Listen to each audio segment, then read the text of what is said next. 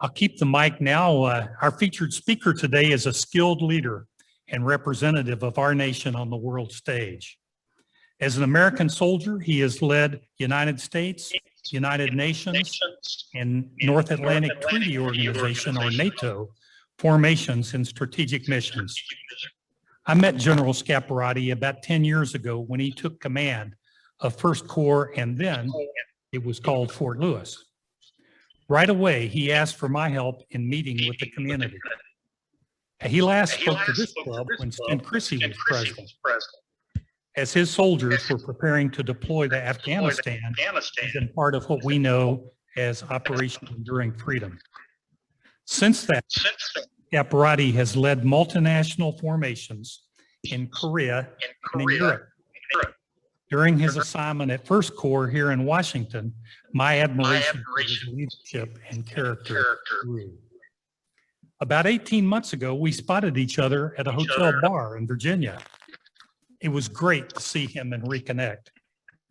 Several weeks ago, I was asked by our program committee to select a speaker to kick off this year, and I quickly settled on Scap.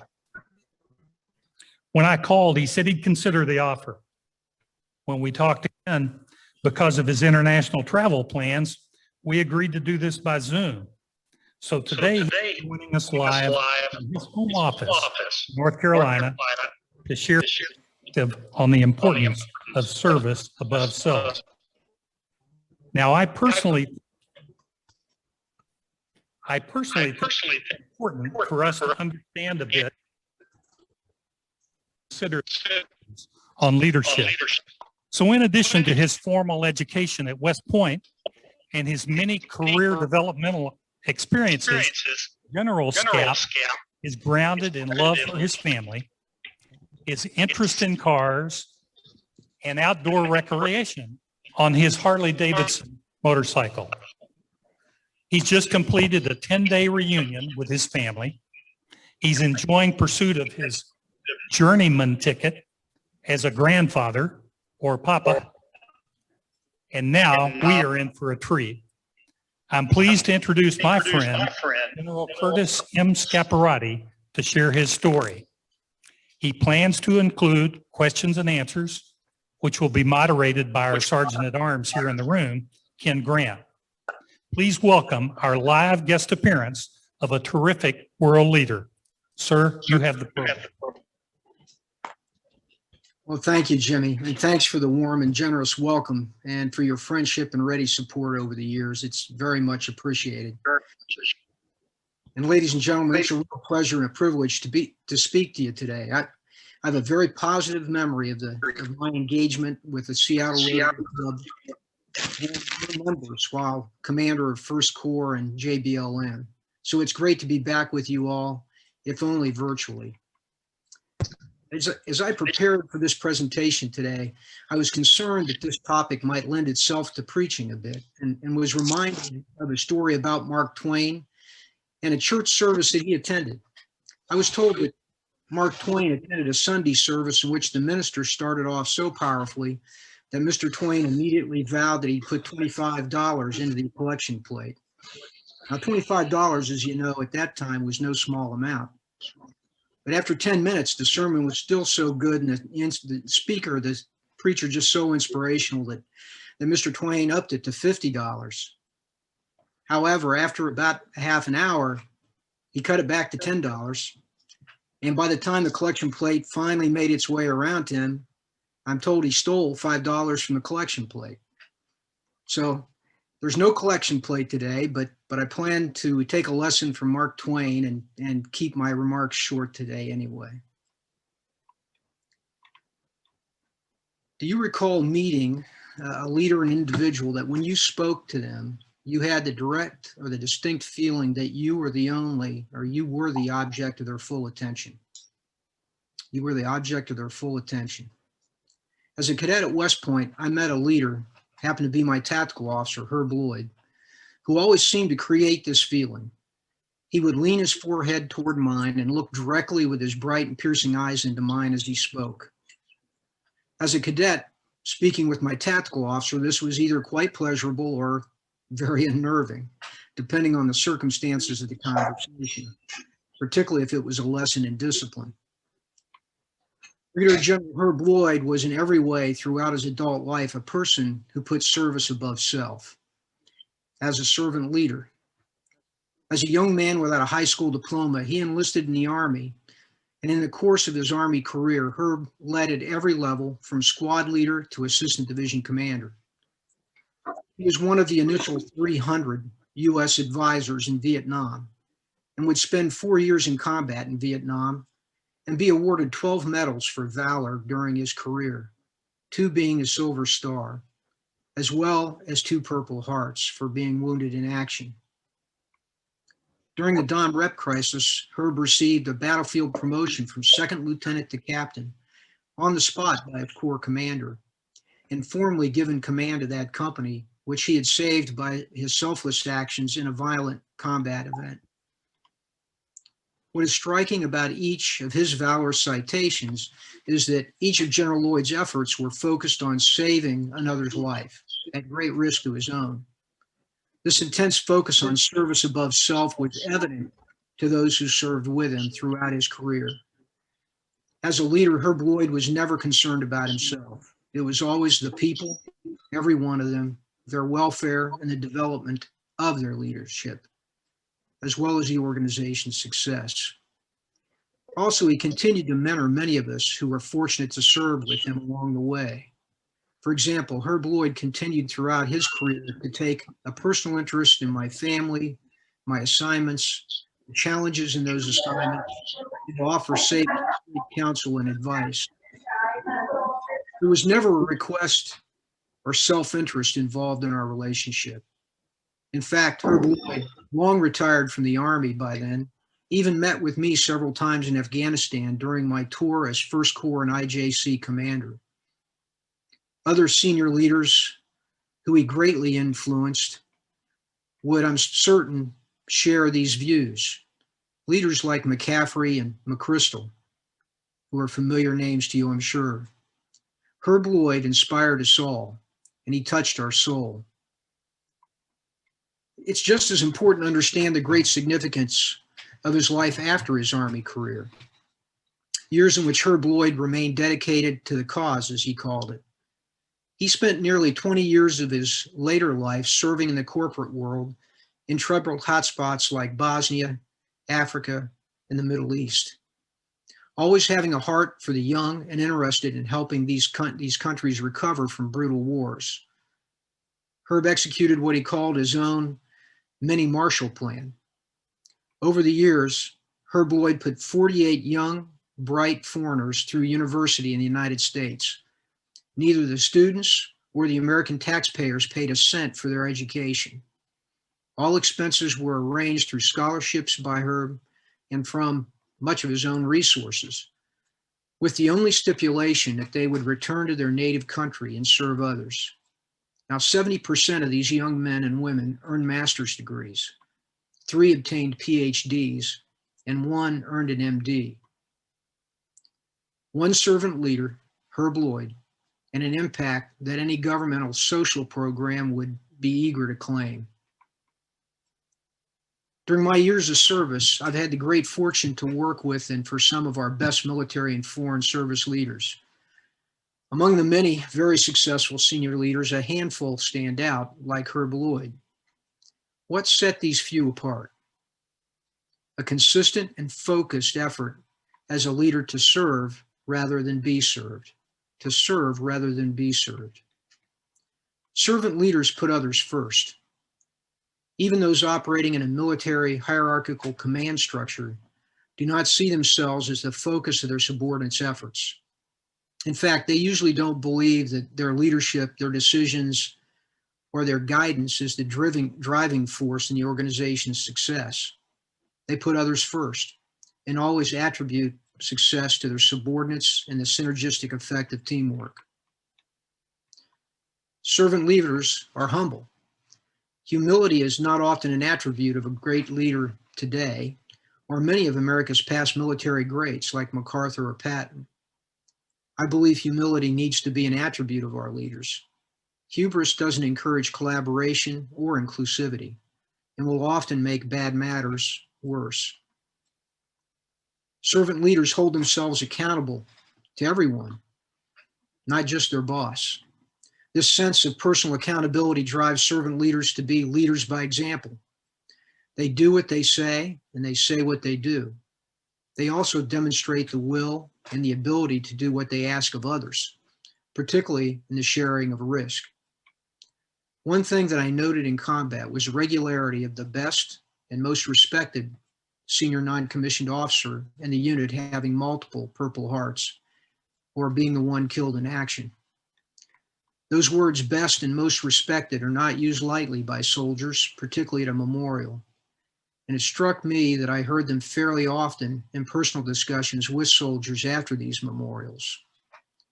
My observation after thinking about it a bit is that these senior NCOs, who didn't have to be in the thick of it, were the servant leaders in the unit, those who were always out front, sharing the dangers and caring for their men and women, and they often paid the ultimate sacrifice. Servant leaders care. I came to believe that these leaders truly love people. As a young paratrooper leader, this took some time. It took some time for me to think about this and accept this kind of mushy term about love of soldiers. But it was clear. These servant leaders love soldiers. Their relationships were just not about duty. Also, they led in a manner to understand others' backgrounds and perspectives, and then to understand how this could contribute to the team's effort and success, making every member a contributor. Servant leaders listen, and they often speak last, allowing diverse ideas to percolate and to be objectively considered, also allowing inclusivity. We need these leaders in today's complex and polarized environment more than ever. Servant leaders build trust among team members and with other organizations. As you know, when tackling difficult problems, or anything that's difficult for that matter, trust is the coin of the realm. This is enabled by a leader's character. While character is a trait that may be difficult to accurately describe, we all know it when we see it. We see it as leadership by example. Servant leaders always have the long view, the strategic view. They consider the long-term benefits and future for individuals and their organizations and prioritize this over immediate success. I've found in my experience in relations and problem solving that we too often focus on the immediate issues to the detriment of attaining much more important goals in the future. Now, when one considers these attributes collectively, all of those that I've noted here, a unique leadership effect is generated, in my opinion, one in which subordinates follow the leader out of respect, not because of rank or authority or position. It's a kind of moral ascendancy that inspires others to follow regardless of the circumstances and to desire to never fall short of their leader's expectations. Perhaps you've been fortunate to work for someone that inspired you in this way. And if you have, you know that servant leadership is truly powerful. And boy, do we need powerful leaders today. The world today is uncertain, complex, and increasingly violent. Technology is literally driving change at a pace we've never experienced and toward a future that we struggle to comprehend. The speed of information and the speed of its influence upon populations is unprecedented. Our global climate is changing. The global strategic balance is shifting. International terrorism is simply in a transition to version 3, and the pandemic remains a very deadly threat. Unfortunately, those who suffer the most in all these challenges are the poor, the disadvantaged, and the children.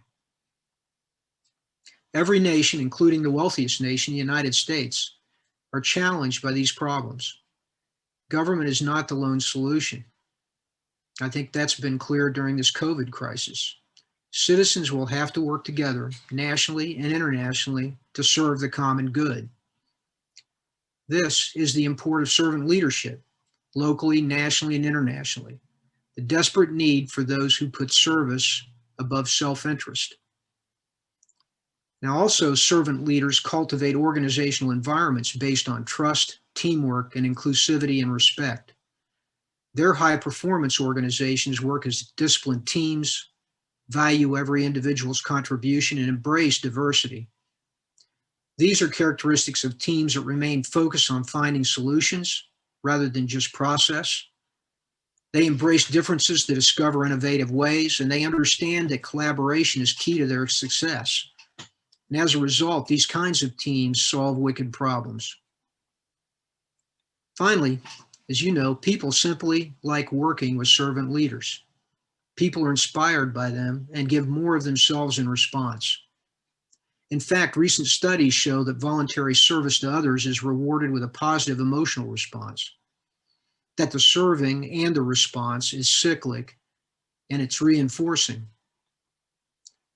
Now, studies also provide us a warning that over time, the personal reward may become more important than the service, and that complacency can in fact set in. Again, servant leaders must know themselves and their organizations and hold themselves accountable. As I reviewed the website for Rotary, I was struck by the alignment of my thoughts on servant leadership and the characteristics of high-performance organizations with the Rotary Club mission, vision, and code of conduct. As you know, service above self is your motto, and essentially a call to servant leadership. Your mission is to provide service. And Rotary's organizational characteristics emphasize diversity, equity, and inclusion. Those are all your words, right off the Rotary web, and all the traits that I have found in high-performance organizations, and traits that I believe are essential to have impact in multinational problem sets. It's clear that Rotary is taking on wicked problems locally, nationally, and internationally, to promote peace, to fight disease, to provide clean water and hygiene, save mothers and children, to support education, and to grow local economies. Rotary's been active in initiatives related to the COVID-19 crisis. I've seen that you've awarded $34 million in grants, for example. When this club tackles these problems, I would ask you to remember a servant leader by the name of Brigadier General Herb Lloyd. Herb said in his last days on earth, quote, "The manner in which I chose to live my life involved a very real chance that I would die in execution of those duties to help make the world a better and more generous place. Service to the cause has been my life and has been full and rewarding, and it has exacted its price. It's only just," end quote. I encourage you to commit yourself in this Rotary Club, as Herb Lloyd did, to service above self. Thank you for the opportunity to share my thoughts, and Jimmy, I'm prepared for a few questions.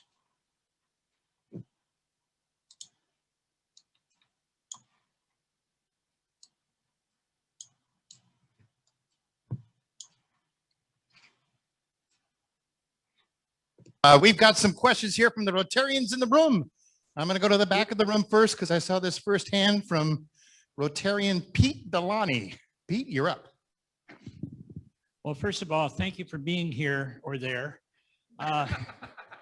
My question is really twofold. One is, assuming I'm accurate, that the Afghan army is about 300,000 well-trained folks, and that the Taliban is about 35,000. Your opinion of the president's decision to remove U.S. troops from Afghanistan. The second part of my question has to do specifically with the Taliban and whether or not the Taliban is really a drug cartel, given the fact that Afghanistan's key crop is the poppy seed.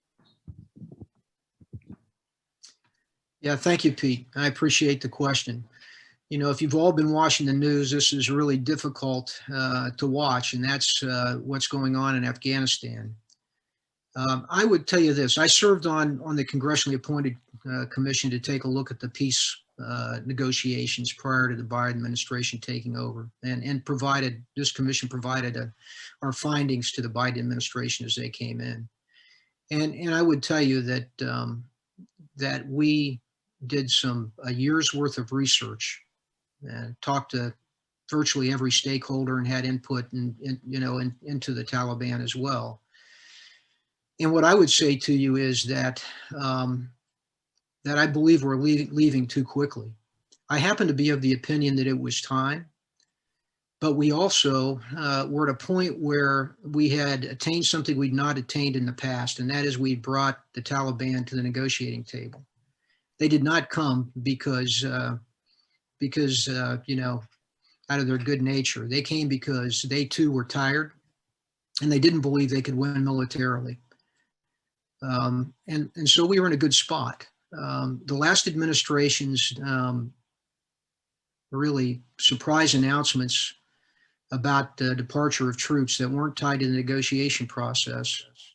And then now this announcement by this administration that we're leaving by a date certain has emboldened the Taliban, and they believe they can win now militarily. And you can see that that's what they set out to do.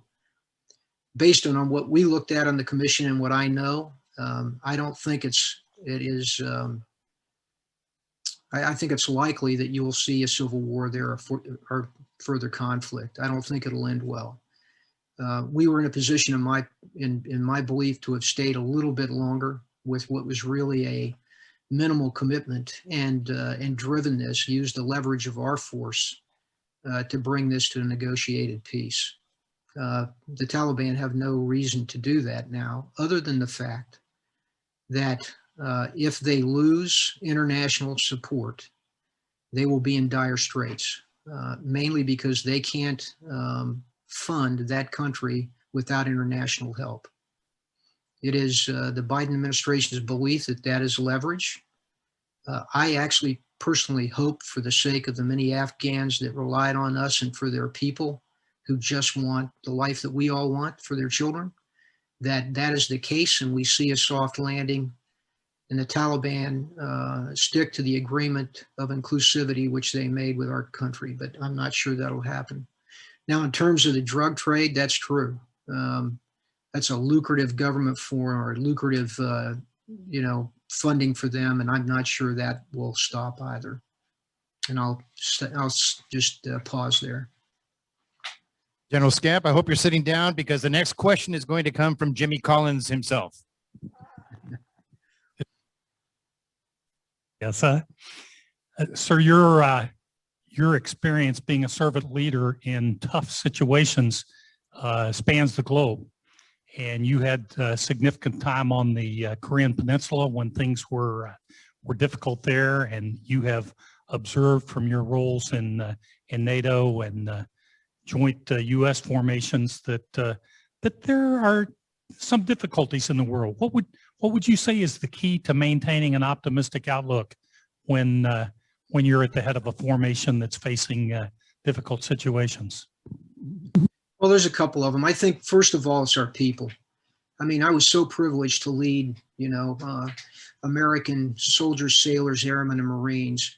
And that's the import of being a servant leader and being inclusive and being willing to listen. We have such bright people who are willing to serve and sacrifice that within the teams that I led, we had incredible talent. And I never was worried about finding a solution, with that. And the second one is our country is so talented and has such deep resources that there's a great deal of confidence there. The deal is you have to leverage both of those. And to do that, you've got to be willing to collaborate. You got to be willing to understand that you don't have all the ideas yourself, that you've got to be willing to listen closely. And that was my confidence level. I didn't worry about whether we could get something done. I was confident we had the resources. The last thing I'll say is, because my last 8 years were multinational, that those same traits are the only traits that really work effectively with our allies, because they do have a different view in almost every case because they sit in a different place. And we as Americans are pretty confident, almost too confident, to the extent that we don't listen well at times, particularly in whether it's military or foreign policy. And in that, we sweat, what I call sweat the small things. We should be less, less driving about the small things we encounter and more concerned about the long-term strategic relationship that we want. That's why I threw that part into the pitch. And I think we could learn from that as well. And in today's world, we don't have a choice. In the world that we have today with China and Russia, we're not going to do this alone. We'll be secure if we embrace our friends.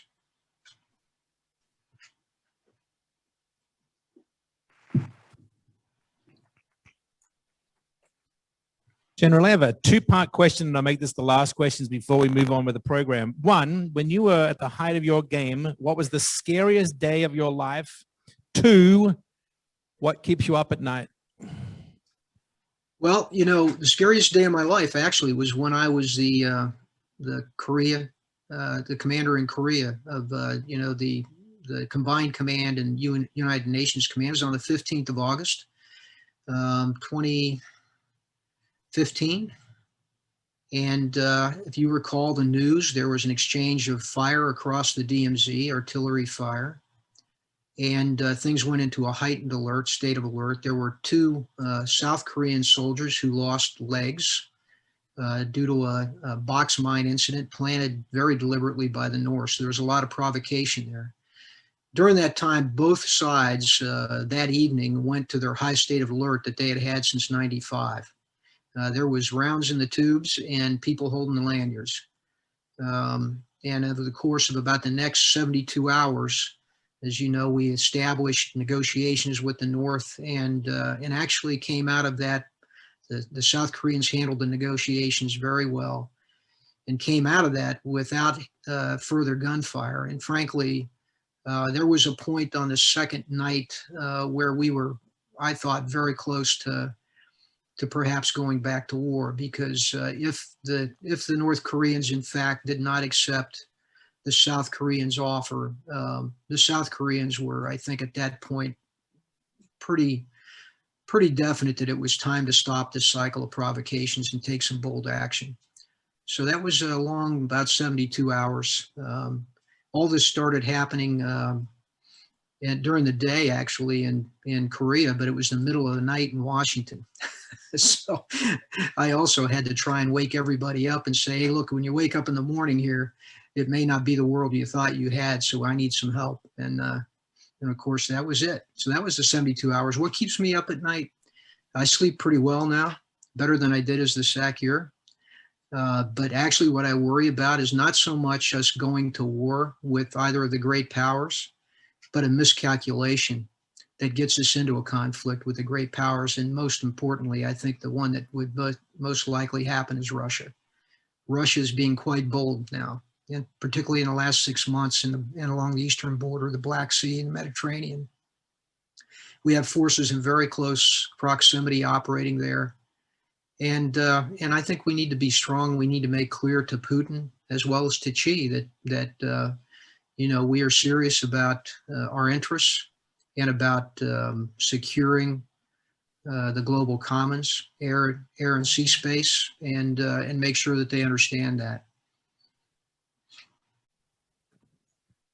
Thank you very much, General Scaparrotti, for sharing your important message, and particularly for your willingness to field any question that came your way. That, to me, is characteristic not only of your style, but that of true servant leaders that seek to inspire trust and confidence.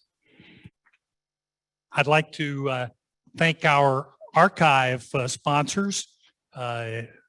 Joining us this year as a gold sponsor, Liz Powell with Remax on Market,